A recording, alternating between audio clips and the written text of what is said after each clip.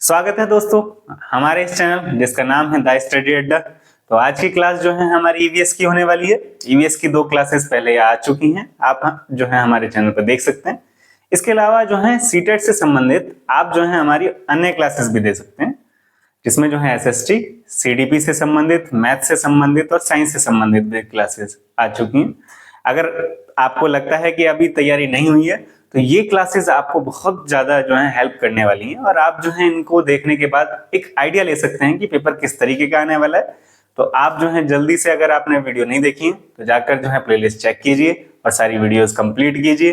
तो आइए आज शुरुआत करते हैं हमारी क्लास जो कि ईवीएस की है।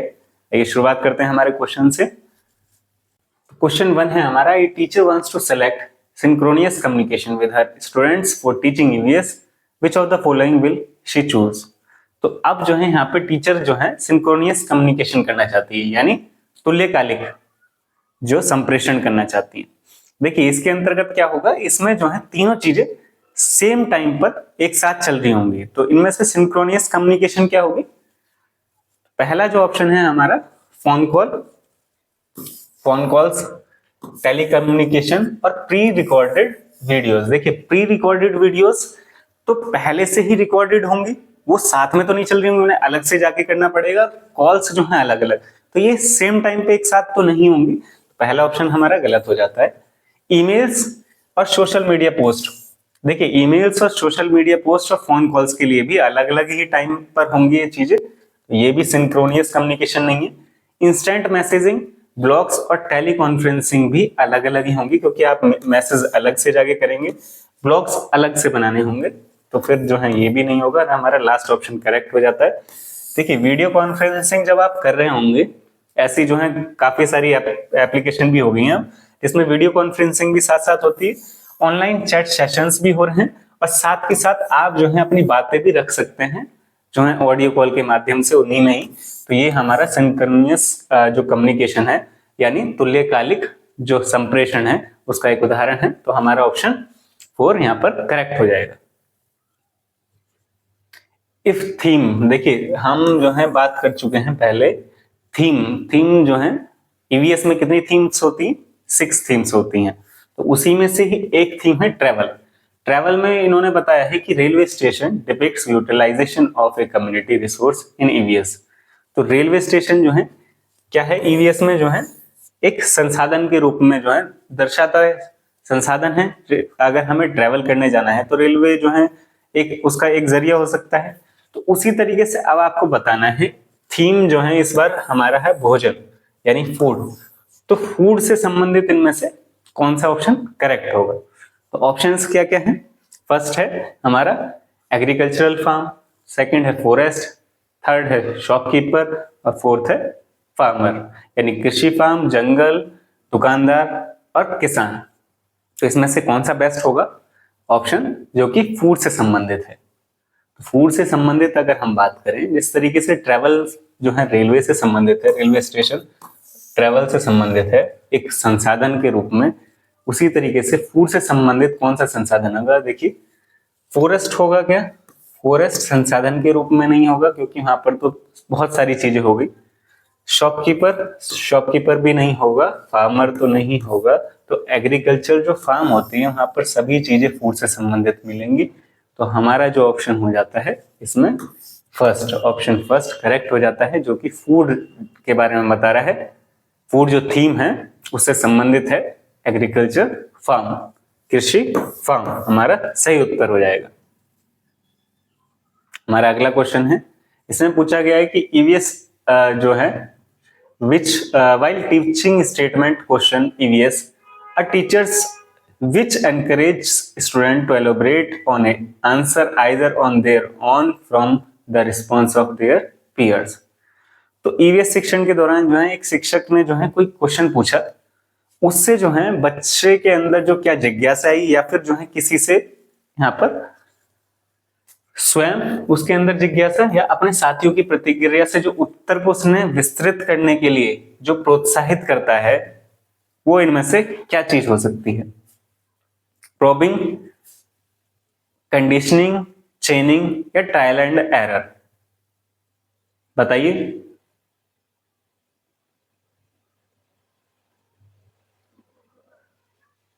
तो इसमें क्या हो रहा है कि बच्चा जो है एनकरेज हो रहा है, तो वो जो है उस आंसर को एक्सटेंड करके लिख रहा है, तो वो जो है खुद कर रहा है या फिर जो है अपने पीयर्स के रिस्पॉन्सेस के बेसिस पे कर रहा है। तो कंडीशनिंग नहीं होगी, चेनिंग भी नहीं होगी, ट्रायल और एरर की मेथड की वजह से नहीं कर रहा, वो कर रहा है प्रोबिंग, यानी प्रोबिंग मतलब खोजपूर्ण प्रश्न के माध्यम से वो जो है स्वयं उसको एक्सटेंड करने का प्रयास कर रहा है, या फिर जो है अपने पीयर्स के रिस्पॉन्सेस के बेसिस पे वो उसे जो है एक्सटेंड कर रहा है, उसे जो है विस्तृत करने के लिए जो है प्रोत्साहित हो रहा है। तो हमारा ऑप्शन फर्स्ट जो है यहाँ पर करेक्ट होगा, खोजपूर्ण प्रश्न। अगला आ गया हमारा अनीता प्रिपेयर से यूनिट प्लान। देखिए 3 इसमें जो है कोई भी जो है आपको अगर सब्जेक्ट पढ़ाना है तो उसमें जो है यूनिट प्लान जो है महत्वपूर्ण भूमिका निभाता है। इसके बाद जो है आप क्या करते हैं, लेसन प्लानिंग भी करते हैं। लेसन प्लानिंग जो कि पर डे आप जो है पढ़ाने वाले हैं तो वो लेसन प्लान कहलाता है। लेसन प्लानिंग आपने की भी होगी बीएड के दौरान, या आपने डीएलएड किया है तो डीएलएड के दौरान। तो अनीता जो है यूनिट प्लान प्रिपेयर कर रही है, थीम है फैमिली, फैमिली थीम के ऊपर कर रही है। तो वो जो है क्या टाइटल उस जो है यूनिट का होगा, यूनिट का टाइटल देखिए अगर आप लेसन प्लानिंग करेंगे तो उसमें जो है कुछ टॉपिक्स लेने वाले हैं, वहीं आप जब यूनिट प्लान करेंगे तो उसमें बहुत सारे चैप्टर्स को इंक्लूड करके एक यूनिट बनाई होगी आपने। तो यूनिट प्लानिंग का जो टॉपिक होगा वो बड़ा होगा, जाहिर है कि वो बड़ा होने वाला है। और वहीं जो है एक चैप्टर यानी लेसन प्लान जो कर रहे हैं आप एक इंडिविजुअल डे के लिए, उसका जो टॉपिक होगा वो छोटा होगा। तो यहाँ पर आप उसके बेसिस पे भी निकाल सकते हैं। देखिए जैसे पहला ऑप्शन है फैमिलीज, माइग्रेटिंग फैमिलीज। देखो इसमें जो फैमिलीज है उसका जो सब टॉपिक है माइग्रेटिंग फैमिलीज, तो ये एक टॉपिक हुआ, ये एक यूनिट का यूनिट प्लान के लिए जो टाइटल होगा वो तो नहीं होगा। तो ये तो लेसन प्लान के लिए आप जो है टाइटल रख सकते हैं। अब types of families, types of families 2 तरीके की होती हैं, देखिए न्यूक्लियर और जॉइंट, तो ये भी एक लेसन प्लान का टॉपिक है, टाइटल है। तो थर्ड है फैमिली, फैमिली के अंदर relationships with in a family समझाने के लिए आप लेसन के दौरान समझाएंगे, ये एक यूनिट का टाइटल नहीं हो सकता। और लास्ट आप जो ऑप्शन देख रहे हैं हमारा करेक्ट हो जाता है, जिसमें हम बात कर रहे हैं फैमिली रिलेशनशिप्स की बात करेंगे। देखिए टॉपिक्स इसमें बहुत सारे हो गए, जेंडर रोल्स हो गया, ऑक्यूपेशन हो गया, as a social cultural entity in changing times. देखिए ये जो है हमारी एक यूनिट होगी। यूनिट में जो है क्योंकि अभी हमने बात की थी लेसन काफी सारे टॉपिक्स होते हैं उसके अंदर, तो ऊपर वाले जितने भी ऑप्शन थे वो आपके लेसन प्लान से संबंधित हो गए टाइटल। और यहाँ पर जो लास्ट हमारा ऑप्शन है ये हमारा संबंधित हो गया हमारे यूनिट प्लान से संबंधित हो गया, यानी इकाई योजना, इकाई योजना से संबंधित है ये हमारा।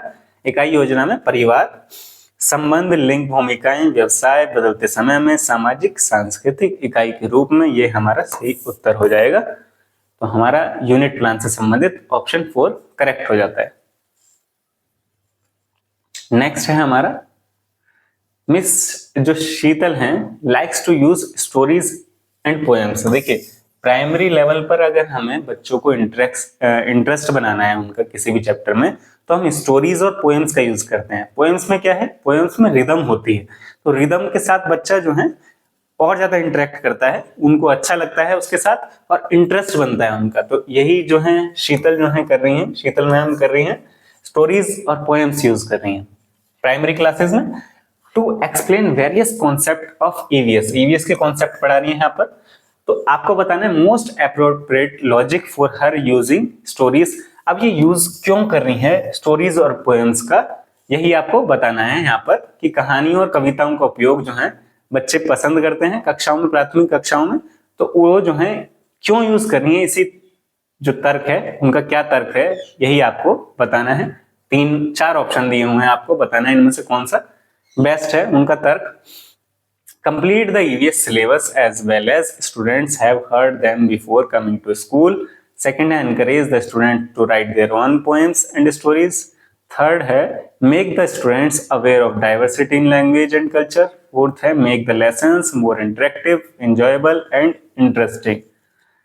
EVS के पाठ्यक्रम को पूरा करना, साथ ही साथ विद्यार्थियों को स्कूल में आने के लिए पहले इन्हें सुना होना। सेकंड है विद्यार्थियों को अपनी कविताओं और कहानियों को लिखने के लिए प्रोत्साहित करने के लिए कर रही है वो। थर्ड है विद्यार्थियों को भाषा और संस्कृति में विविधता के जागरूक बनाने के लिए कर रही हैं, विविधता के लिए। और वहीं फोर्थ है हमारा ऑप्शन, पाठों को अधिक संवादात्मक या सुखद और दिलचस्प बनाने के लिए कर रही हैं। तो बताइए कौन सा ऑप्शन इसमें बेस्ट होगा। तो यहाँ पर जो हमारा पहला ऑप्शन है जिसमें दिया हुआ है कंप्लीट द ईवीएस सिलेबस, तो हमें जो है यहाँ पर फोकस इस पर नहीं करना है कि कंप्लीट करें सिलेबस, बल्कि फोकस क्या करना है कि इसमें जो है और चीजें जो हैं जो एनकरेज करें स्टूडेंट को, स्टूडेंट की लर्निंग को बेस्ट बनाने के लिए करना है, ना कि सिर्फ कंप्लीट किया जाए सिलेबस, स्टूडेंट्स को समझ तो आए। तो यहाँ पर जो है कंप्लीट द ईवीएस सिलेबस, ये जो है नेगेटिव हो जाता है, क्योंकि हमें सिलेबस पे ध्यान नहीं, हम बात कर रहे हैं चाइल्ड सेंटर्ड एजुकेशन की। तो चाइल्ड सेंटर्ड एजुकेशन में जो है सिलेबस मेन नहीं है, बच्चा मेन है, तो बच्चे को ध्यान में रखना था। तो यहाँ पर जो है हमारा पहला ऑप्शन गलत हो जाता है। नेक्स्ट है encourage the student to write their own poems and stories. देखिए ये बहुत जो है इंपॉर्टेंट हो जाता है कि हम जो है बच्चे को एनकरेज करें कि वो जो है पार्टिसिपेट करें। तो इसमें क्या कर रहे हैं, बच्चा जो है एनकरेज कर रहे हैं बच्चे को, क्या कर रहा है, बच्चा खुद अपनी पोएम्स और स्टोरीज लिख रहा है। तो ये जो है एक्टिव इन्वॉल्वमेंट हो गया बच्चे का, तो ये बिल्कुल करेक्ट हो जाएगा, क्योंकि जो टीचर हैं वो भी चाहते हैं कि बच्चे भी आगे स्टोरीज इस तरीके से क्रिएट करें, तो उनकी लॉजिकल थिंकिंग और इसके बाद जो है प्रॉब्लम सॉल्विंग स्किल, इसके बाद जो है और भी जो चीजें हैं उनके अंदर जो है बढ़ेंगी उससे। तो make the students aware of diversity in language and culture. तो ये भी बात बिल्कुल सही है कि टीचर चाहते हैं कि बच्चे के अंदर जो है डाइवर्सिटी को लेकर, चाहे वो लैंग्वेज के अंदर हो भारत के अंदर, चाहे वो कल्चर को लेकर हो और विश्व में भी, तो इसके लिए जो है बच्चे को हम अवेयर करना चाहते हैं। तो ये बात भी हमारी बिल्कुल सही हो जाती है। नेक्स्ट है make the lessons more interactive. देखिए यहाँ पर भी जो बात हो रही है, पोएम्स में अगर बच्चे जो है खुद अपनी नई पोएम्स बना पाएंगे तो ये जो है इंटरेक्टिव हो गया, इंजॉयबल, बच्चे जो है इंजॉय भी कर रहे हैं, पोएम्स और स्टोरीज को बच्चे इंजॉय करते हैं। तो इसीलिए जो है हमारी जो पोएम्स और जो स्टोरीज थी वो टीचर यूज कर रही हैं, और ये इंटरेस्टिंग भी होंगी क्योंकि वो जो है उसमें इंटरेस्ट भी ले रहे हैं पोएम में। अगर आप कभी पोएम बच्चों को सुनाना शुरू करते हैं और वहीं जो है स्टोरीज, तो बच्चे जो है आगे क्या होने वाला है इसके लिए बहुत एक्साइटेड रहते हैं, उनका इंटरेस्ट बनता है। तो वही यहाँ पर बात हुई और वो उससे इंजॉय करते हैं। तो तीनों ही हमारे BCD जो पॉइंट्स हैं वो ठीक हैं, यानी ये जो है हमारा ऑप्शन 3 करेक्ट हो जाता है। तो हमारा नेक्स्ट है question, which of the following options is the major objective of teaching EVS। यहाँ पर बात हो रही है ऑब्जेक्टिव को ध्यान में रखना है, किसके, EVS के। तो क्लास कौन सी है, 1st to 5th। तो आपको याद रखना है कि हमें इसमें से कौन सा जो है ऑब्जेक्टिव है EVS को पढ़ाने का, क्लास 1 to 5th। तो बताइए, acquiring skill to carry out hands on activities independently, preparing students for studying science at middle level, developing in-depth understanding of basic concepts of the subject, helping learners link classroom learning to life outside the school। स्वतंत्र रूप से व्यवहारिक क्रियाओं को करने के लिए कौशल प्राप्त करना, विद्यार्थियों को मिडिल स्तर पर विज्ञान पढ़ने के लिए तैयार करना है, या विषय की मूल अवधारणाओं की गहन समझ विकसित करना है, या फिर शिक्षार्थियों को कक्षा के अधिगम को सकल के स्कूल, यहाँ पे होगा स्कूल, तो स्कूल के बाहर के जीवन से जोड़ने में मदद करें। तो अगर हम EVS पढ़ा रहे हैं तो EVS पढ़ाने का अर्थ यह नहीं है कि सिर्फ क्लासरूम तक सिमट जाए या उनके घर तक रह जाए। उसे पढ़ाने का जो रीजन है कि वो जो है स्कूल रूम से जो बाहर है उसमें भी इसका यूज कर सके। तो ये जो है हमारा जो 4th ऑप्शन है, helping learners link classroom learning, जो उसने क्लासरूम में पढ़ाया बच्चे ने उसे लिंक कर पाए आउटसाइड द स्कूल, स्कूल के जो है बाहर जो चीजें हैं उससे भी लिंक कर पाए, शिक्षार्थियों को कक्षा के अधिगम को स्कूल से बाहर के जीवन से जोड़ने में मदद करे। तो वो जो है बाहर के जीवन से के साथ भी उसे जोड़ पाए। तो ये ही हमारा ऑप्शन करेक्ट हो जाता है। तो हमारा ऑप्शन 4 जो है करेक्ट है यहाँ पे, यही इसका उद्देश्य जो है देखें EVS के 1st to 5th में, तो ये इसका इंपॉर्टेंट उद्देश्य हो जाता है। देखिए ऊपर जो ऑप्शंस दिए हैं हैंड्स ऑन एक्टिविटीज, आपको लगेगा हैंड्स ऑन एक्टिविटीज दिया है तो ये जो है हमारा पॉजिटिव है, वर्ड तो पॉजिटिव है, पर हमें जो है इसमें से कौन सा सूटेबल है, कौन सा जो है बेस्ट है इनमें से ऑप्शन, वो करेक्ट करना होगा, वो चूज करना होगा। तो यहाँ पर जो है हैंड्स ऑन एक्टिविटीज ठीक था, पर यहाँ पे इंडिपेंडेंटली लिखा है कि वो खुद कर पाए। फिर मिडिल क्लास में स्टडिंग जो है prepare students for studying science at, middle class में जो है पढ़ पाए साइंस, उसके लिए तैयार कर रहे हैं। देखिए हम तैयार आगे के लिए नहीं कर रहे हैं, हम जीवन के लिए तैयार करने की बात हो रही है। यहाँ पर ये बात नहीं हो रही है कि आगे बच्चा साइंस ले, आर्ट्स ले, मैथ्स से कुछ कर पाए। तो बच्चे को हम तैयार कर रहे हैं जो भावी उसका जीवन होना है, भविष्य का जीवन जो होने वाला है उसका, उसके लिए, इस समाज के लिए तैयार किया जा रहा है।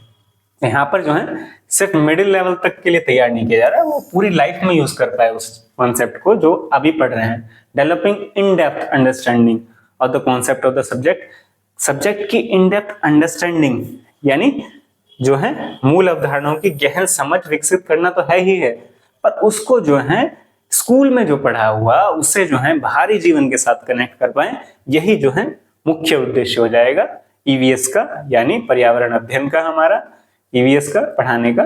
तो हमारा ऑप्शन 4 जो है करेक्ट हो गया।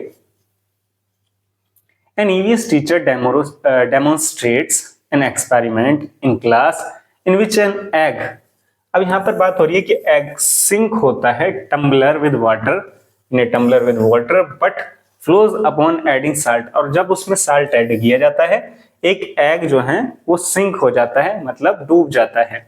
एक शिक्षार्थी जो है प्रयोग करा रहा है, शिक्षक ईवीएस की कक्षा में, जिसमें अंडा जो है पानी के एक गिलास में डूब जाता है, लेकिन पानी में नमक मिलाने पर वो तैरता है। अब विद्यार्थियों की पूछताछ के लिए निम्नलिखित में से कौन सी सबसे उपयुक्त व्याख्या दे सकती है। तो बच्चों को जो है इसे किस तरीके से समझाया जाए, एक्सप्लेन किया जाए, तो अब शिक्षार्थी इनमें से क्या जो है चीजें कर सकते हैं। तो allow each student to conclude on their own by adding different items in water, तो प्रत्येक विद्यार्थियों को पानी में विभिन्न वस्तुओं डालकर स्वयं निष्कर्ष निकालने दें क्या वो। सेकंड है the egg floats due to the density of water, तो डायरेक्ट बोल रहे हैं कि पानी के घनत्व के कारण जो है अंडा तैरता है। थर्ड है you will learn the correct answer in higher classes, और बच्चे को हम बोल दें कि आप जो है इसका आंसर हायर क्लासेस यानी उच्च कक्षा में पढ़ने वाले हैं। और वहीं लास्ट ऑप्शन हो जाता है conduct and observe the experiment with different amounts of salt, तो अलग अलग जो नमक में मात्रा में नमक का प्रयोग करें और उसका अवलोकन करें। देखिए ईवीएस में जो है या किसी भी सब्जेक्ट में हम कोशिश करते हैं कि बच्चा जो है खुद कर सीखे, यानी लर्निंग जो है उसकी खुद हाथ से करे, जो है कंस्ट्रक्ट करे, अपनी नॉलेज खुद कंस्ट्रक्ट करे। हम जो है उसको डायरेक्ट जो है सॉल्यूशन प्रोवाइड ना करें। देखिए बच्चा अगर करके सीखेगा, लर्निंग जो है वो खुद कर सीखेगा, लर्निंग बाय डूइंग करेगा, तो उसके अंदर जो है उसका कॉन्सेप्ट बैठ जाएगा। वहीं जो है हम उसे सॉल्यूशन प्रोवाइड करते हैं, तो सॉल्यूशन से जो है उसके मस्तिष्क में जो है नहीं जाएगी वो चीज, वो सिर्फ रटने वाली चीज हो जाएगी। तो यहाँ पर जो ऑप्शन बेस्ट है, अगर आप देखें जो हमारा 4th ऑप्शन है, conduct and observe experiment with different amount of salt. अब बच्चा जो है इसी एक्टिविटी को different salt amount of salt जो है डालेगा, पहले 1 चम्मच डाला, फिर थोड़ा और बढ़ाया, फिर और बढ़ाया, उससे उसकी लर्निंग जो है खुद वो करके सीख रहा है। यही जो है सबसे बेस्ट जो है हमारा ऑप्शन होगा कि अलग अलग मात्रा में वो नमक के साथ प्रयोग करे और उसका अवलोकन करता जाएगा कि कितने नमक से जो है जो अंडा है वो तैरने लग रहा है। तो हमारा ऑप्शन यही बेस्ट हो जाएगा, ऑप्शन 4 करेक्ट हो जाएगा। नेक्स्ट क्वेश्चन आ गया है, असर्शन है, कथन क्या है हमारा, learning of EVS needs to be oriented to process skill relating to the observation, identification और क्लासिफिकेशन। तो अभिकथन क्या है हमारा, ईवीएस के सीखने को अवलोकन, पहचान, वर्गीकरण आदि से संबंधित प्रक्रिया कौशल के लिए उन्मुख होने की आवश्यकता है। तो पहला जो है हमारा सही है क्या, तो हमारा जो पहला ऑप्शन है असर्शन, यानी हमारा असर्शन सही है कि ईवीएस जो है उसकी नीड्स को, जो प्रोसेस है रिलेटिंग टू स्किल रिलेटेड, सबसे पहले ऑब्जर्वेशन, फिर आइडेंटिफिकेशन और उसमें क्लासिफिकेशन। ऑब्जर्वेशन, आइडेंटिफिकेशन और क्लासिफिकेशन बहुत महत्वपूर्ण है। तो ये जो है हमारा फर्स्ट जो असर्शन है वो सही हो जाता है। रीजन क्या है इसका? रीजन क्या है? Through acquiring various process skill the learning outcome of EVS learning are expected to be achieved. तो इसमें विभिन्न प्रकार के कौशल प्राप्त करने के माध्यम से ईवीएस के सीखने के परिणामों को हासिल करने की संभावना होती है।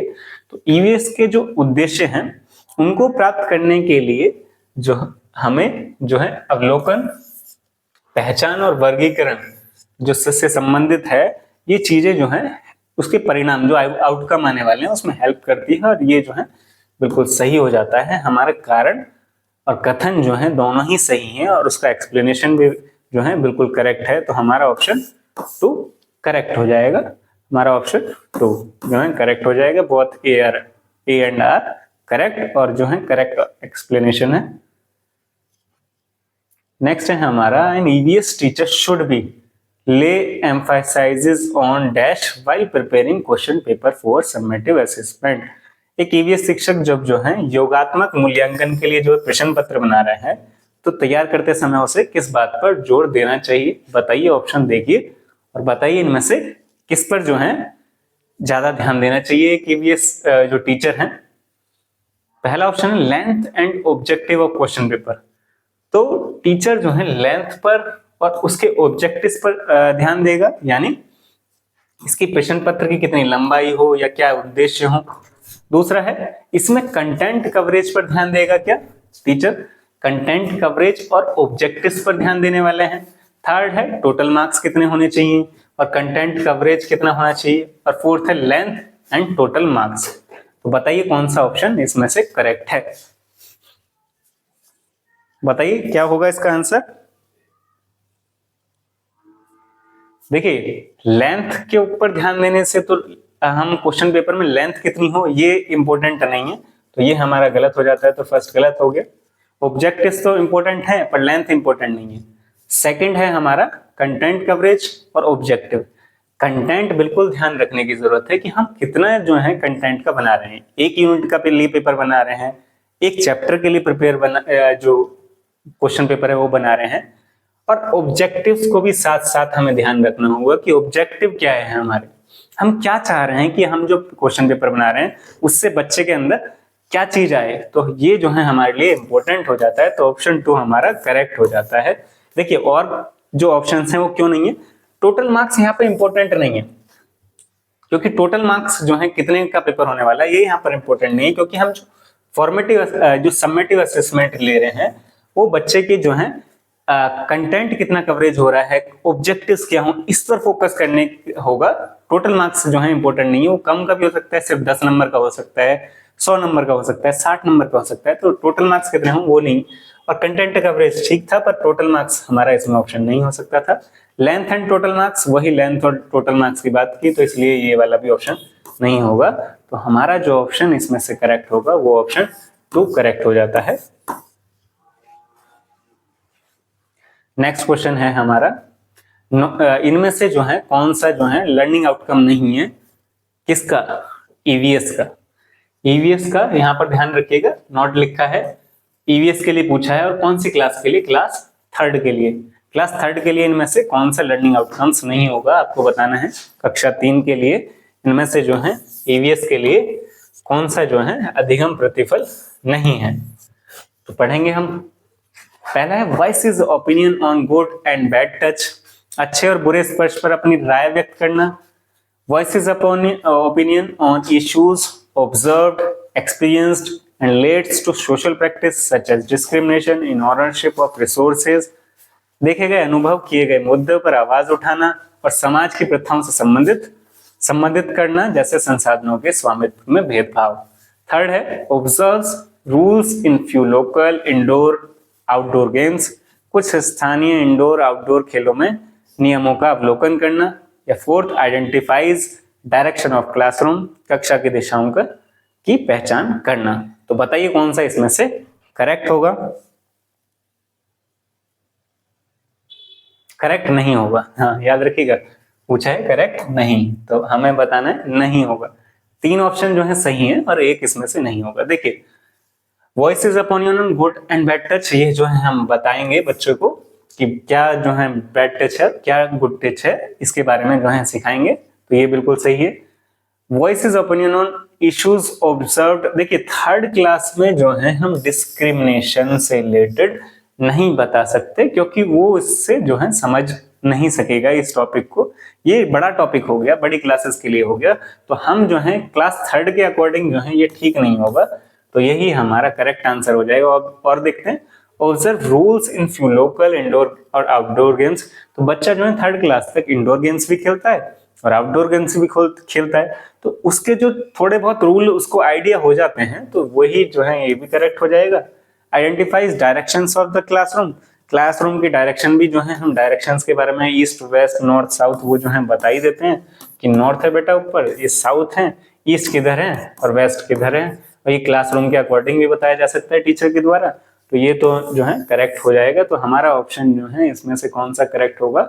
हमारा ऑप्शन होगा कि ये जो ऑप्शन है, ये जो बच्चा क्लास थर्ड का बच्चा है उसके लिए लर्निंग आउटकम ये नहीं होगा, यानी ये जो है अधिगम प्रतिफल जो कक्षा थर्ड के लिए है ये नहीं होगा। तो हमारा ऑप्शन थर्ड जो है सेकंड जो है सही हो जाता है। नेक्स्ट क्वेश्चन है EVS text books for your students of class third to fifth. अब आपको बताना है, you have to select EVS text book select करनी है आपको थर्ड से फिफ्थ के लिए। तो आपके लिए जो है, आप जो टीचर हैं, तो आपके लिए जो है क्राइटेरिया क्या होना चाहिए इसके लिए? तो बताइए कौन सा क्राइटेरिया चुनेंगे आप? क्लास थर्ड कक्षा थर्ड से फिफ्थ तक के लिए विद्यार्थियों के लिए ईवीएस पाठ्य पुस्तक का चयन करना है, तो उसके उद्देश्य के लिए आपको कौन सा मानदंड आपके लिए सबसे उपयुक्त होगा? बताइए कौन सा उपयुक्त होगा? Pictures in the book should B big and colourful. तो आप जो है इस बात पर ध्यान देने वाले हैं कि जो है आपकी जो पुस्तक है उसमें बड़े चित्र हों और रंगीन होने चाहिए हों। पहला ऑप्शन ये हो गया। दूसरा है the language should be simple according to the mental level of students. तो जो लैंग्वेज होगी, जो भाषा है, वो सरल होनी चाहिए और विद्यार्थियों के मानसिक स्तर के अनुसार होनी चाहिए क्या? थर्ड है the text book should be illustrated and appealing to the students. तो पाठ्य पुस्तक को सचित्र होना चाहिए और विद्यार्थियों के लिए कैसी होनी चाहिए? आकर्षक होनी चाहिए क्या? और फोर्थ है हमारा the text book should be child oriented हो, डिवोर्ड ऑफ एनी स्टीरियोटाइप्स, इससे इस सभी से दूर हो, और डिरोगेटरी एटीट्यूड्स से दूर हो, और बेस्ड ऑन किस पे हो? जेंडर, कास्ट और क्लास एंड रिलीजन, इन सब से जो है रिलेटेड। पाठ्य पुस्तक बाल उन्मुख होनी चाहिए, तो बात ठीक है, तथा लिंग, जाति, वर्ग और धर्म के आधार पर किसी भी रूढ़िवादिता या अपमानजनक व्यवहार से रहित होनी चाहिए, इन सब से अलग होनी चाहिए। तो आप बताइए कौन सा ऑप्शन आपका करेक्ट होगा? तो आप देख ही रहे होंगे, देखिए जो थर्ड टू फिफ्थ है, जो फर्स्ट ऑप्शन है आपका, जो बिग होनी चाहिए और कलरफुल होनी चाहिए, ये होता है आपकी जो नर्सरी क्लास है, स्टार्टिंग की क्लास है। तो उनमें जो है आप देखते होंगे कि एक जो है बड़े बड़े जो है डायग्राम्स होते हैं, जैसे एप्पल बनाया हुआ है तो बहुत बड़ा जो है एप्पल बनाया हुआ होगा, तो वो जो है आपको उसमें एप्पल बना के और उसके साथ जो है आपको सिखाया गया होगा। और वहीं जब जो है क्लास बड़ी हो जाएंगी तो उससे रिलेटेड जो है चीजें कम होती चली जाती हैं, वो डायग्राम्स कम होते चले जाते हैं। अब यहाँ पे सेकंड था सिंपल लैंग्वेज हो और मेंटल लेवल के अकॉर्डिंग हो, तो बात ठीक थी। थर्ड है text book should be illustrated appealing to the students, बात तो ठीक है, पर मेन बात जब एक ही ऑप्शन में सब कुछ आ गया कि चाइल्ड ओरिएंटेड होनी चाहिए, तो चाइल्ड ओरिएंटेड ही ये सारी चीजें जो हम बात कर रहे थे ऊपर चाइल्ड ओरिएंटेड थी, यहाँ पर भी एक ही ऑप्शन में बता दी कि चाइल्ड ओरिएंटेड होनी चाहिए और इन सब चीजों को ध्यान में रख के बनाई जानी चाहिए कि ये सारी चीजें नहीं होनी चाहिए। तो हमारा ऑप्शन फोर्थ करेक्ट हो जाता है कि the text book should be child oriented and devoid of any stereotypes और derogatory attitudes based on gender, caste, class and religion। तो किससे दूर हो? पाठ्य पुस्तक तक जो है बालोन्मुख होनी चाहिए और लिंग, जाति, वर्ग और धर्म के आधार पर किसी भी रूढ़िवादिता या अपमानजनक व्यवहार से कैसी होनी चाहिए? रहित होनी चाहिए। उसमें जो है इन सब चीजों से दूर होना चाहिए, नॉर्मल होनी चाहिए। बुक्स जो है जेंडर सेंसिटाइज्ड होनी चाहिए, उसमें जो है किसी भी जाति, लिंग, धर्म, इन सब की जो है आधार पर जो है कोई भी भेदभाव ना किया गया हो या अपमान ना किया गया, ये बात ठीक हो जाती है। हमारा ऑप्शन फोर्थ करेक्ट हो जाता है कि थर्ड से फिफ्थ तक हम जो है उद्देश्य क्या होना चाहिए, क्या मानदंड देखेंगे, हमारा ऑप्शन फोर्थ करेक्ट हो जाता है। नेक्स्ट है असर्शन है eight primary level EVS has themes instead of topics. तो प्राइमरी लेवल पर जो है थीम्स होती हैं किसकी जगह, टॉपिक्स की जगह। तो ये बात सही है क्या? तो ये बात जो है बिल्कुल सही है। आपने जो है 6 थीम्स के बारे में पढ़ा होगा। 6 थीम जो है हमारी किसके अंतर्गत होती हैं, ईवीएस के अंतर्गत होती हैं। तो ये बात तो बिल्कुल सही है। सेकंड है reason, theme based EVS learning is easy for teachers and students as compare to topics. अगर हम जो है बच्चों को पढ़ा रहे हैं ईवीएस, तो उसमें फैमिली एंड रिलेशनशिप पढ़ा रहे हैं, ट्रैवल पढ़ा रहे हैं, तो थीम से जो है इजी हो जाता है बच्चे के लिए भी, टीचर के लिए भी। तो बात तो बिल्कुल सही है, पर रीजन जो है इसका जो है नहीं बैठेगा, क्योंकि ऊपर बोला हुआ था थीम से रिलेटेड।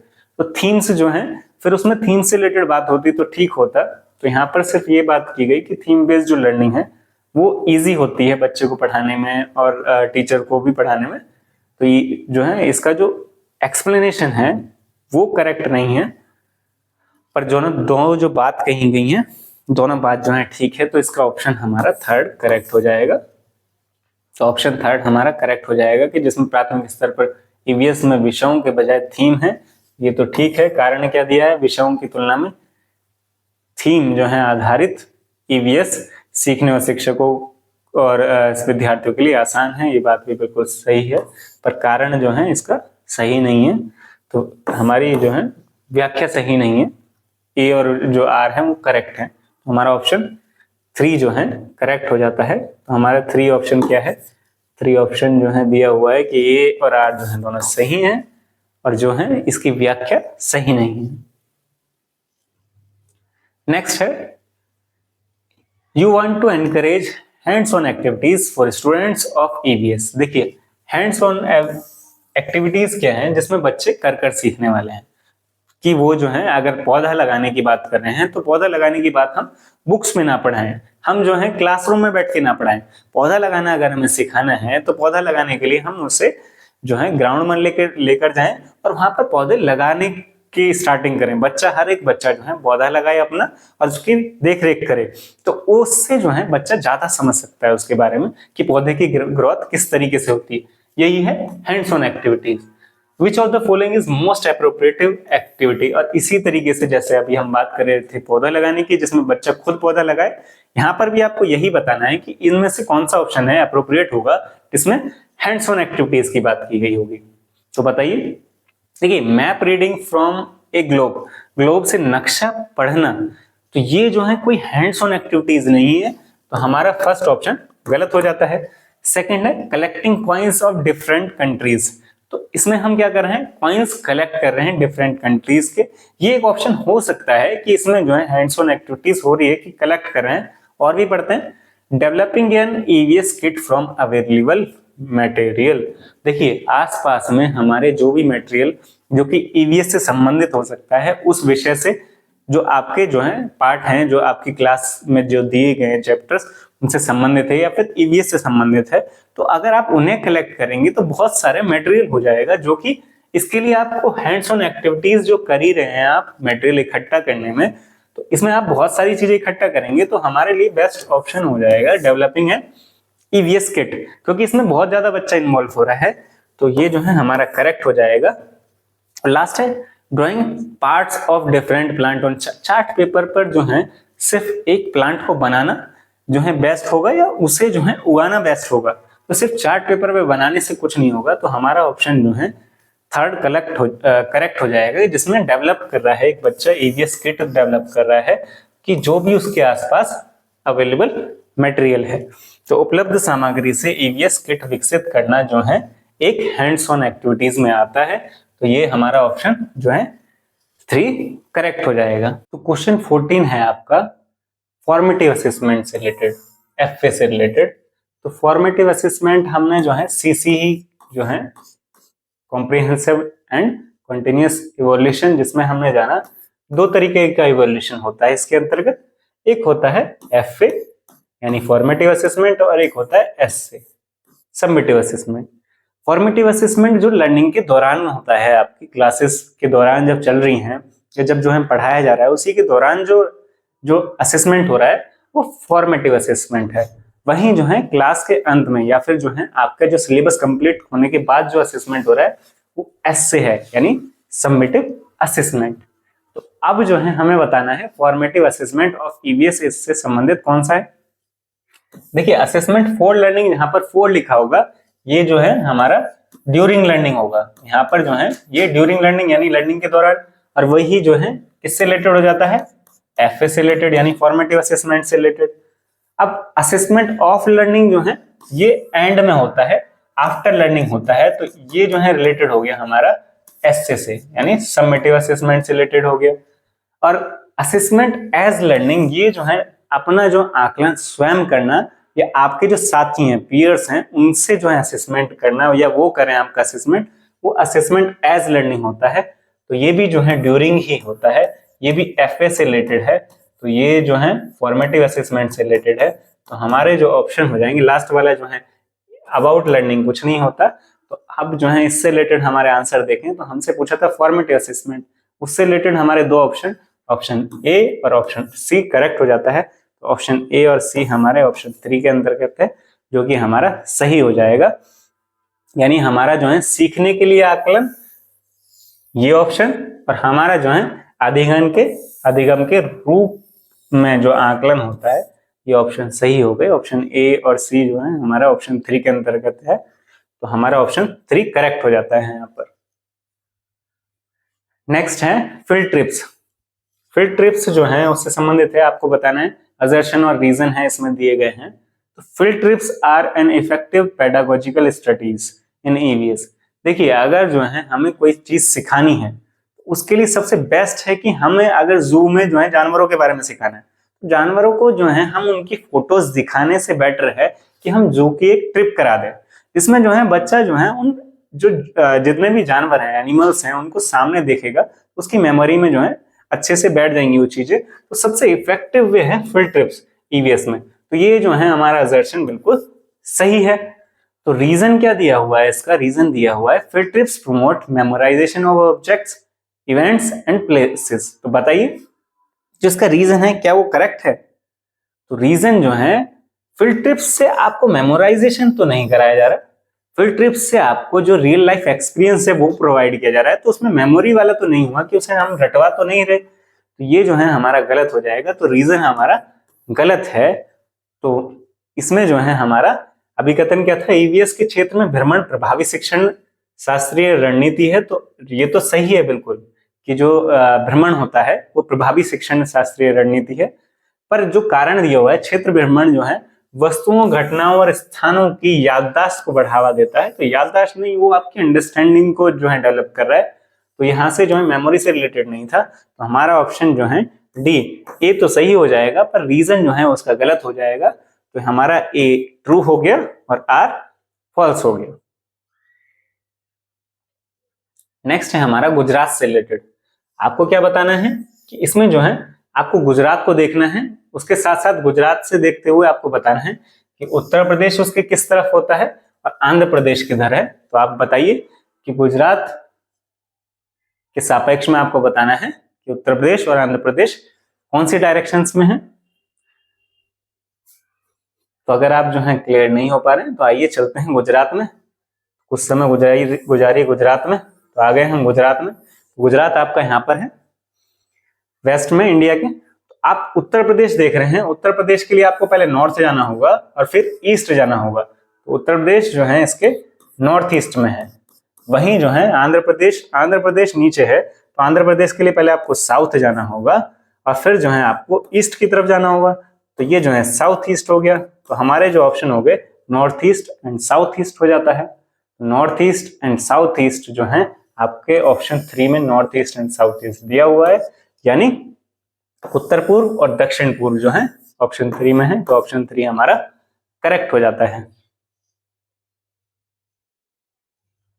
अब रामा जो है, Rama plays cricket with his friends every evening, which energy does he use to play cricket. देखिए खेलने से संबंधित जो है यहाँ पर बताया गया कि क्रिकेट रामा जो है क्रिकेट खेलता है, तो इसमें से कौन सी जो है एनर्जी वो यूज कर रहा है।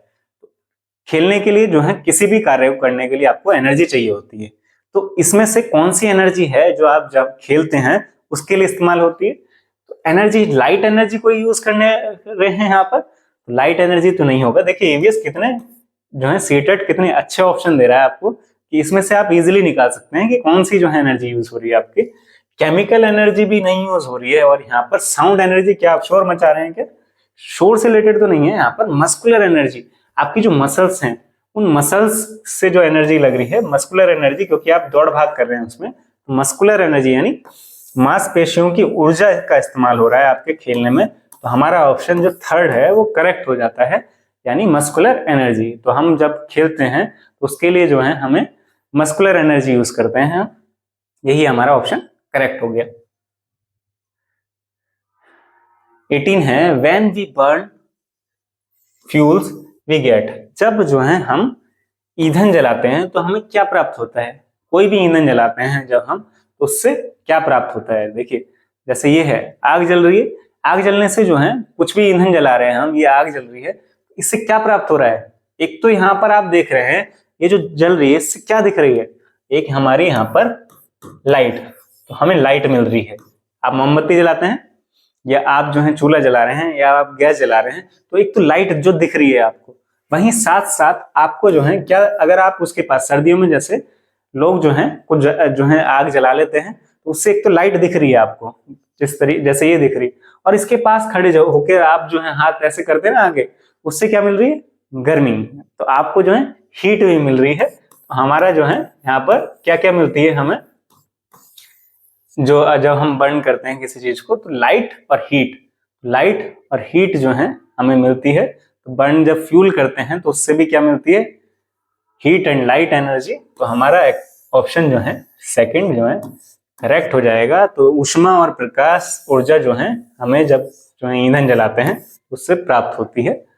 ऑप्शन 2 करेक्ट हो जाता है हमारा। नेक्स्ट है हमारा विच of the following, one of the following is sticky rice. Sticky rice, sticky rice यानी चिपचिपे जो है, स्टिकी चावल जो है, चिपचिपे चावल, इस कॉमन वैरायटी इन असम। तो असम के अंदर जो है स्टिकी राइस से संबंधित कौन सी जो है इनमें से सही है, कौन सा राइस है। बोरा राइस है, एरबोरिया राइस है, बोरियो, और बोम्बा राइस है, या पोन्नी राइस है। देखिए ये जो है राइस आज तक आपने जो है अपनी जब प्लेट में आया होगा, आपने खाया होगा, तो कभी आपने ऐसा नहीं सोचा होगा कि इतने टाइप्स होते हैं राइस के। तो आज जो है हम बात करेंगे ये जो सारी राइस की वैरायटी हैं ये कहाँ कहाँ पाई जाती हैं। तो आइए पहले चलते हैं राइस की वैरायटी पर। तो अभी जो है अगर कुछ लोगों को भूख लगी हो तो कुछ देर कंट्रोल करें, और क्लास के बाद जो है अपना लंच या जो भी आपका टाइम हो उस टाइम जो है उसके अकॉर्डिंग खाना खाने जाए। तो फर्स्ट है बोरा राइस। बोरा राइस जो है कुछ इस तरीके का दिखाई देता है। बोरा राइस कहाँ पाया जाता है, असम में। तो हमारा जो है बोरा राइस जो है असम में पाया जाता है। वहीं एरबोरियो राइस, एरबोरियो राइस इटली के अंदर जो है पाया जाता है। जब इसका एक्सेंट देखेंगे आप तो उससे भी आपको थोड़ी सी क्लियरिटी होगी। इटली में जो है इसी एरबोरियो, और एरबोरियो जो राइस है वो इटली के अंतर्गत इटली में पाया जाता है। वहीं स्पेन में जो है बोम्बा राइस, बोम्बा राइस कहाँ पर है, स्पेन के अंदर। और ये जो पोन्नी राइस है ये हमारे तमिलनाडु जो है भारत के अंदर जो है तमिलनाडु के अंदर पोन्नी राइस। देखिए दो राइस की वैरायटी हमने, बोरा राइस कहाँ पर है, असम के अंदर, और पोन्नी राइस कहाँ पर है, तमिलनाडु के अंदर। ये जो है राइस की वैरायटी देखी हमने। आइए अब चलते हैं अपने क्वेश्चन पर। हमसे क्वेश्चन पूछा था स्टिकी राइस की जो है कौन सी वैरायटी असम के अंदर आती है, तो वो है बोरा राइस। बोरा राइस के बारे में हमने अभी पढ़ा। बोरा राइस ये रहा, बोरा राइस से संबंधित जो है असम से रिलेटेड हो गया। तो हमारा बोरा राइस जो है हमारा करेक्ट आंसर हो गया है। नेक्स्ट है हमारा बिहार से संबंधित। तो बिहार के अंदर जो है जो बी कीपिंग है, जो मधुमक्खी पालन होता है, उस प्रोग्राम जो होता है वो कब, ईयर के कौन से टाइम पर जो है, कौन से महीनों में जो है ये किया जाता है। तो आपको बताना है बिहार के अंदर जो बी कीपिंग की जाती है वो साल के किन महीनों के अंदर की जाती है? अक्टूबर से दिसंबर, फरवरी से अप्रैल, अप्रैल से जून या अगस्त से अक्टूबर। बी कीपिंग किस तरीके से? बी कीपिंग देखिए इस तरीके से, एक जो है ये एक लकड़ी का फट्टा है जिसके अंदर जो है जो मधुमक्खियां हैं वो अपना घर बना लेती हैं और फिर यहाँ से इन्हें हटा दिया जाता है और इसी को जो है हनी बनाने के लिए यूज किया जाता है बाद में। तो ये जो है बिहार के अंदर कब किया जाता है, आपको यही बताना है। तो बताइए, कमेंट में बताइए कब किया जाता है। तो ये किया जाता है हमारा अक्टूबर से दिसंबर के अंदर जो है बिहार के अंदर बी कीपिंग जो प्रोग्राम है वो चलता है अक्टूबर से दिसंबर के अंदर। तो अब जो है इसे जो है सरकार वहां की जो है प्रमोट भी कर रही है, उसके लिए जो है सब्सिडीज भी दी जाती हैं। तो ये जो है अक्टूबर से दिसंबर के अंदर किया जाता है। नेक्स्ट आया आपका, आपको कॉलम 1 जो है मैच करना है कॉलम 2 से, ए और बी को मैच करना है। तो क्यूमिन, सैफरॉन, चिलीज और क्लोव, इनसे रिलेटेड कुछ चीजें दी गई हैं तो वो नहीं बताना है आपको। जीरा, केसर, मिर्च और लौंग, तो बताइए इनमें से कौन सा ऑप्शन होगा इनमें से करेक्ट?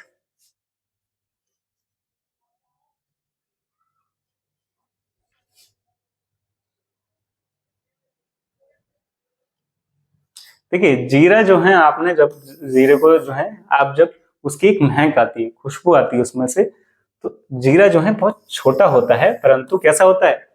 खुशबूदार होता है। वहीं केसर किस तरीके का होता है? केसर का रंग जो है पीले रंग का, लगभग पीले पीले रंग का होता है।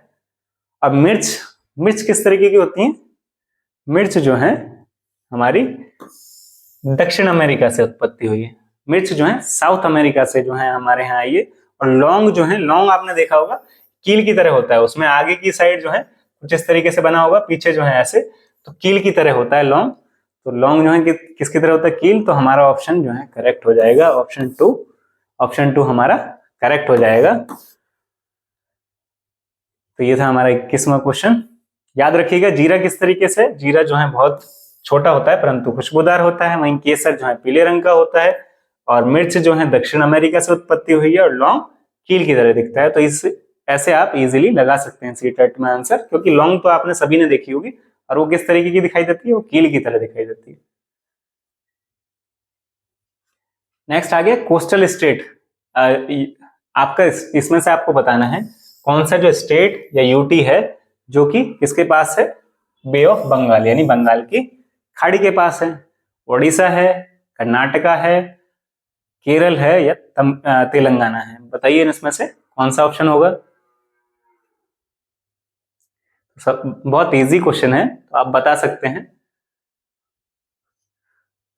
इसमें से कौन सा ऑप्शन होगा। आइए मैप पर चलते हैं। Bay of Bengal, Bay of Bengal आपके यहाँ है भारत के। यहाँ पर जो है ऊपर बांग्लादेश, बांग्लादेश के बाद हमारा वेस्ट बंगाल है। यहाँ पर उड़ीसा भी इसी से टच करता है और आंध्र प्रदेश और तमिलनाडु। तो ये जो चारों स्टेट हैं हमारे इसी से टच करते हैं। तो इनमें से जो है ओडिशा जो हमारा फर्स्ट ही ऑप्शन है। ओडिशा कहाँ पर है? ओडिशा यही, ये वाला जो पार्ट है हमारा ओडिशा जो कि बंगाल की खाड़ी से टच होता है। तो ये जो है हमारा ऑप्शन करेक्ट हो जाएगा।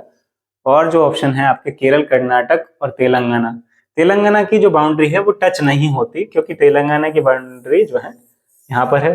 केरल और कर्नाटक जो है अरब सागर में, अरेबियन सी, अरब सागर से टच होती है इनकी बाउंड्री, बंगाल की खाड़ी से नहीं होती। तो हमारा ओडिशा जो है वो करेक्ट आंसर हो जाएगा, ऑप्शन 1 ओडिशा।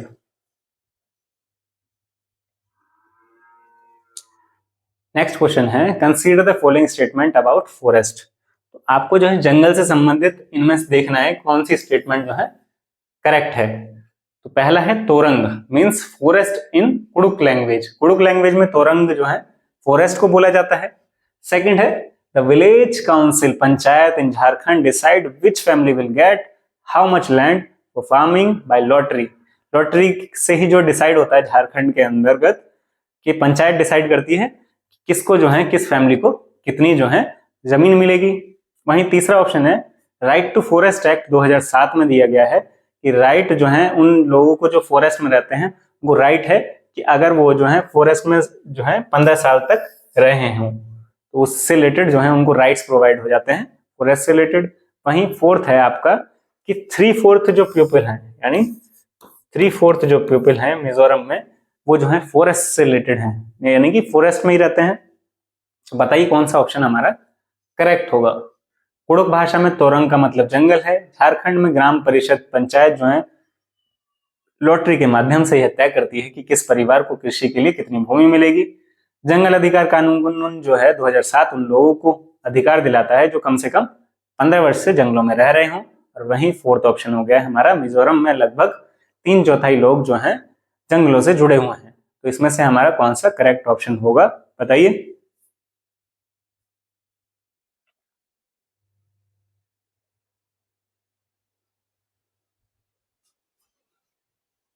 कौन सा ऑप्शन करेक्ट होगा। तो हमारा जो है तोरंग जो है, जो कुड़ुक लैंग्वेज में जो है फॉरेस्ट को बोला जाता है, ये ऑप्शन सही है।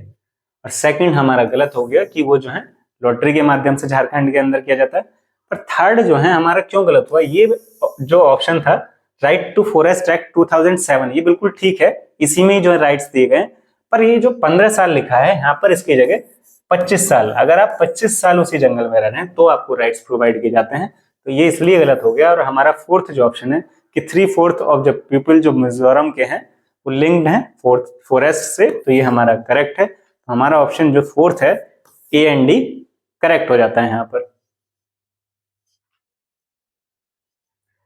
नेक्स्ट है हमारा, इसमें हमें मास निकालना है। लास्ट एक पेपर में भी कराया हुआ है, हमारे 2 पेपर आ चुके हैं ईवीएस के, अगर आपने नहीं देखे तो हमारी जो प्लेलिस्ट में चेक कर सकते हैं। तो यहाँ पर मास निकालना है। यहाँ पर डेंसिटी दी हुई है 24 ग्राम पर ml, और वहीं वॉल्यूम भी दिया हुआ है 6 ml। तो अगर आपको मास का फॉर्मूला पता हो कि मास जो है कैसे निकाला जाता है, तो मास में जो है हम डेंसिटी डेंसिटी दी हुई है, डेंसिटी इनटू हम कर देते हैं वॉल्यूम। तो दोनों चीजें दी हुई हैं यहाँ पर, उन्हीं को ही हमें मल्टीप्लाई करना था, तो उससे हमारा आंसर आ जाता। तो डेंसिटी जो है 24 दी हुई है और मल्टीप्लाई हो जाएगी उसमें 6 की, तो 26 इंटू 24 इंटू 6 यानी 24 इंटू 6 करेंगे तो आपका 144 आंसर आ जाएगा। और 144 ग्राम आपका फोर्थ ऑप्शन में दिया गया है। तो याद रखिएगा, अगर आपको मास यानी आयतन द्रव्यमान पूछा हो, अगर आपसे द्रव्यमान पूछा गया है और उस वस्तु का आयतन और घनत्व दिया गया है, तो आप उन दोनों की मल्टीप्लाई कर देंगे तो आपके पास द्रव्यमान आ जाएगा। बहुत इजी क्वेश्चन है, बस आपको फॉर्मूला पता होना चाहिए कि मास निकालने के लिए हम डेंसिटी इंटू वॉल्यूम यानी घनत्व और आयतन का जो है गुणा कर देते हैं, तो हमारा द्रव्यमान यानी मास आ जाता है। हमारा ऑप्शन फोर्थ करेक्ट हो जाएगा। नेक्स्ट है consider the following statement about snakes. अब आपको जो है स्नेक से संबंधित यहाँ पर कुछ स्टेटमेंट दी गई हैं, तो आपको इसमें से याद रखिएगा, ध्यान से देखकर चेक कर लेना। इनकरेक्ट पूछा है तो आपसे यहाँ पर गलत कथन पूछा है, सही नहीं पूछा है, तो ये गलती नहीं करनी है। सीटेट जो है आपको घुमा सकता है कि वो जो है आप समझे कि यहाँ पर आपको सही निकालना है, पर ये नहीं ऑप्शन। यहाँ पर आपको जो ऊपर जो दिया हुआ होता है ना क्वेश्चन, वो आपको बहुत ध्यान से पढ़ना है कि इनकरेक्ट पूछा है या करेक्ट पूछा है। आइए, they swallow their food whole, वे अपने भोजन शिकार को पूरा निगल जाते हैं। ये बात तो बिल्कुल सही है, जो सांप है आपके वो पूरा अपना शिकार निगल जाते हैं। तो ये हमारा फर्स्ट ऑप्शन करेक्ट हो गया। हमें गलत निकालना है तो पहले हम सही निकाल लेते हैं कौन कौन से ऑप्शन सही। स्नेक हैव शार्प टीथ, तो स्नेक के शार्प टीथ होते हैं, ये बात भी सही है, टीथ होते हैं उनके पास।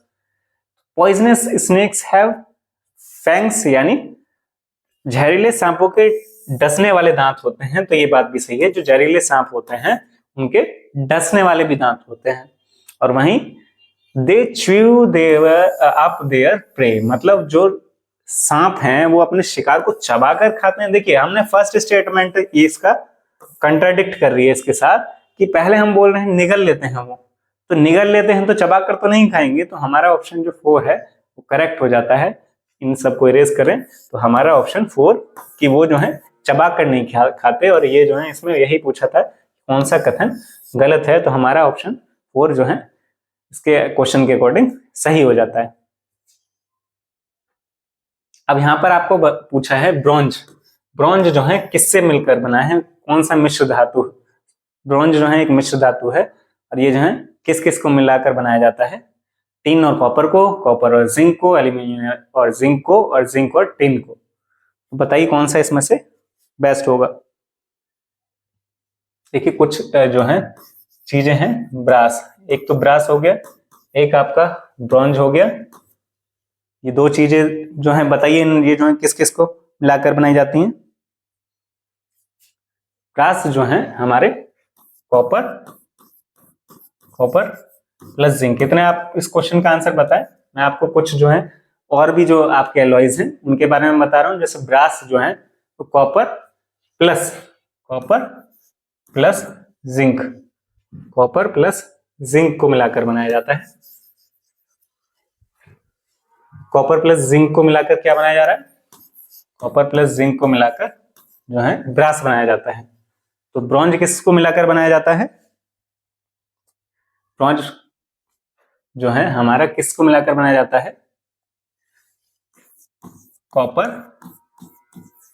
Plus tin, copper plus tin को मिलाकर जो है ब्रॉन्ज, और जो कि हमारे ऑप्शन फर्स्ट में हमें दिख गया है कि फर्स्ट में जो है टिन और कॉपर दिया हुआ है, टिन और कॉपर से मिलकर हमारा जो है ब्रॉन्ज बनता है।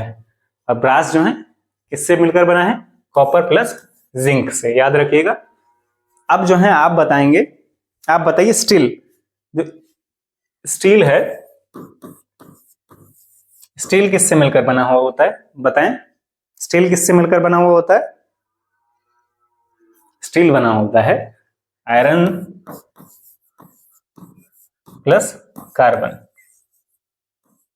Iron plus carbon. देखिए आप जो है आयरन की चीजें लेते हैं तो वो जो है जल्दी से जो है उनमें जो है जंग लग जाता है, रस्टिंग ऑफ आयरन आपने सुना होगा, जो ऑक्सीजन और पानी के कांटेक्ट के आने की वजह से जो है वो रस्ट हो जाता है, यानी जंग लग जाता है।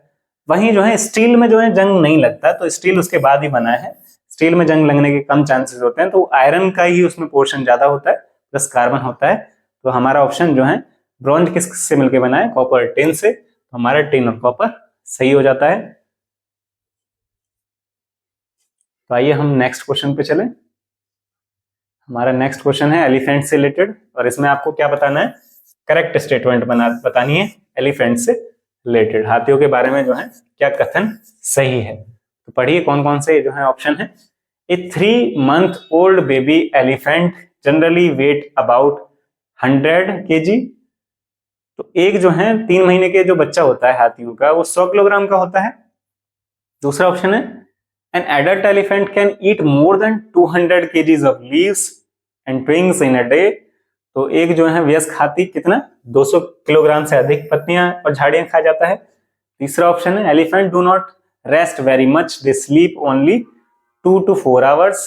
तो जो हाथी हैं वो कितने घंटे सोते हैं, 2 से 4 घंटे सोते हैं क्या सिर्फ। और लास्ट है आपका option elephant like to play with mud and water. तो ये जो है ऑप्शन लास्ट है, कीचड़ और पानी से खेलना हाथियों को पसंद है। तो आप बताएंगे कौन सा ऑप्शन इसमें से करेक्ट है। तो बताइए कौन सा ऑप्शन करेक्ट है। देखिए 3 से 4 मंथ के बेबी का जो एलिफेंट का वेट है वो 100 से ज्यादा होता है, तो 100 से ज्यादा होता है तो हमारा ये ऑप्शन गलत हो जाता है। सेकंड है कि वो जो है हाथी जो है 200 किलोग्राम लीव्स खा जाता है, तो ये जो है यहाँ पर मोर देन लिखा था, पर ये जो है 150 से प्लस में खाता है, तो 200 से प्लस में दे दिया, इसलिए हमारा ऑप्शन गलत हो गया। थर्ड है कि हाथी जो है 2 से 4 घंटे सोता है, ये ऑप्शन बिल्कुल करेक्ट है, 2 से 4 घंटे ही सोता है। और जो है elephant like to play with mud, और जो हाथी हैं उन्हें मड में खेलना और वाटर में खेलना बहुत पसंद है। देखिए यहाँ पर जो है बच्चों को बहुत कंफ्यूजन रहती है, बड़ों को भी, कि हाथी जो है हमें लगता है कि एक सुस्त जानवर है, तो पर वो हम यहाँ पर देखें तो हाथी सिर्फ 2 से 4 घंटे सोता है, वो जो है इससे ज्यादा नहीं सोता। तो हमें जो है ये अपने जो फैक्ट्स हैं ये भी क्लियर होते जाते हैं, हमारी जो क्लास है देखिए इससे हमें क्लियर हो रहा है कि हाथी जो है 2 से 4 घंटे से ज्यादा नहीं सोता है। तो हमारा एक पॉइंट क्लियर हुआ, दोनों ऑप्शन जो है हमारे सी और डी करेक्ट है, तो हमारा ऑप्शन फोर्थ करेक्ट हो जाता है। नेक्स्ट आ गए हम, हमारा जो है स्टेटमेंट दी हुई है 2 मनाली से रिलेटेड है। तो मनाली जो है अगर आप घूमने गए हैं तो आप जो है जरूर बताएं इसका आंसर। तो मनाली चलते हैं घूमने, मनाली से संबंधित है। मनाली में जो है houses are constructed with wood standing roofs and elevated on strong bamboo pillars. तो यही बताना है आपको। ऑप्शन में क्या है, मनाली में जो ढालू छतें और मजबूत बांसों के खंभे पर बने ऊंचे उठे हुए लकड़ी के घर बनाए जाते हैं। देखिए मजबूत, जो यहाँ पे बांस के खंभे के बारे में बात की, तो वहां पर जो है बांस के खंभे से रिलेटेड नहीं है। ढालू छतें तो बिल्कुल सही है कि ढालू छतें क्यों होती है, क्योंकि वहां पे बर्फ गिरती है। तो बर्फ जो है ढालू छतें होंगी, अगर इस तरीके की छतें होंगी तो बर्फ गिरेगी तो वो नीचे गिर जाएगी। अगर हम इस तरीके की, जैसे हमारी छतें होती हैं इस तरीके की बनाएंगे छतें, तो इस पर जो है बर्फ जो है भर जाएगी, तो उससे जो है वो घर गिरने के चांसेस हो जाएंगे। तो यहाँ पर जो है ढालू छतें बनाई जाती हैं ताकि इससे जो है बर्फ सरक कर नीचे गिर जाए। ये बात सही थी, पर वहां पर बांसों के खंभों पर नहीं बनाए जाते घर। तो पहला जो स्टेटमेंट है हमारा, स्टेटमेंट ए गलत हो जाता है। सेकंड स्टेटमेंट है Manali receives a lot of rain and snowfall. तो जो आप मनाली है बहुत जो है बारिश होती है और बर्फ भी पड़ती है।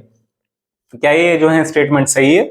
तो जो मनाली घूम कर आए हैं वो कमेंट करें कि जो है ये स्टेटमेंट सही है क्या। तो ये स्टेटमेंट बिल्कुल सही है। बारिश जो है वहां पर जो बर्फ पड़ती है वो काफी मात्रा में पड़ती है। तो हमारा ए जो है करेक्ट हो गया और जो बी जो है वो इनकरेक्ट है। तो ये जो है हमारा ऑप्शन 4 जो है करेक्ट हो जाता है, ऑप्शन 4। तो अगर मनाली गए हैं आप तो आइए घुमा लेते हैं। तो यहाँ पर इस तरीके के घर देखिए, ढालू छत है, ढालू छत है, पर यहाँ पर जो खंबे के ऊपर, जो बांस के खंबे पर जो है घर नहीं बनाए गए। तो यही जो है हमारा ऑप्शन, इसलिए वो फर्स्ट ऑप्शन गलत हो गया था। 29 है, आपको बताना है असर्शन और रीजन दिया हुआ है। ऑन अप्लाइंग प्रेशर, अगर आप प्रेशर लगाते हैं तो गैस जो होती है वो कंप्रेस्ड हो जाती है, वो दबकर जो है और सिकुड़ जाती है। आइए देखते हैं, यहां पर जो है ये कंप्रेस किया हमने गैस को और आप देख रहे हैं उसके मॉलिक्यूल्स जो है बहुत पास में आ गए। गैस को हमने जो है कंप्रेस कर रहे हैं, हम यहां से नीचे की तरफ कंप्रेस किया, क्या हो रहा है, मॉलिक्यूल्स और पास में आते जा रहे हैं। मॉलिक्यूल्स जो है पास में आ रहे हैं, तो हमारा प्रेशर की वजह से जो गैस जो है कंप्रेस हो जाती है। ये जो है असर्शन कथन सही हो जाता है। तो हमारा कथन जो है सही हो जाता है, यानी दाब लगाने पर जो गैस आसानी से संपीड़ित किया जा सकता है गैस को। कथन सही हो गया। अब रीजन क्या है, when we apply pressure to gas the intermolecular space between gas particles decrease हो जाता है, जिसकी वजह से कंप्रेस हो रही है। जो इनके बीच में गैप था, ये वाला जो गैप था ये खत्म हो जाता है और ये जो है पास में आ जाती हैं। ये ऑप्शन भी हमारा जो रीजन है उसका बिल्कुल सही है। तो हमारा जो रीजन है वो बिल्कुल सही है कि जब हम किसी गैस पर दबाव लगाते हैं तो गैसीय कणों के बीच जो अंतरा अणु स्थान जो है कम हो जाता है और ये आसानी से संपीड़ित हो जाती है। तो हमारा जो कारण है वो भी सही है। तो हमारा यहाँ पर ऑप्शन हो जाएगा 2 कि जो ए और आर है वो ट्रू है और उसका एक्सप्लेनेशन भी बिल्कुल करेक्ट है। लास्ट क्वेश्चन है आज का, आपको बताना है जो प्लांट है उसके मेन फंक्शंस क्या हैं, जो पौधे हैं उनके मुख्य कार्य क्या हैं। पहला है to produce and store food, second है to give strength and support to plant, third है to transport water and minerals from roots to other parts of plant. भोजन का उत्पादन और भंडारण करना, पौधों को शक्ति और सहारा देना, पौधे के अन्य भागों को जड़ों से जल और खनिज का स्थानांतरण करना, स्थानांतरण करना। बताइए कौन सा सही होगा। देखिए पौधे का जो है कार्य प्रोड्यूस और स्टोर फूड नहीं है, तो ये हमारा जो ऑप्शन है वो गलत हो जाएगा। ऑप्शन फर्स्ट जो है भोजन का उत्पादन करता है पत्तियां, है ना, पत्तियों में ही जो है फोटोसिंथेसिस प्रोसेस होता है और वो जो है भोजन का उत्पादन करती हैं। तो ये जो है हमारा फर्स्ट जो है गलत हो गया। हाँ, स्ट्रेंथ प्रोवाइड करना और सपोर्ट प्रोवाइड करना, इसकी वजह से वो पूरा जो है प्लांट जो है सीधा रहे, खड़ा रहे, तो वो जो है बिल्कुल सही है।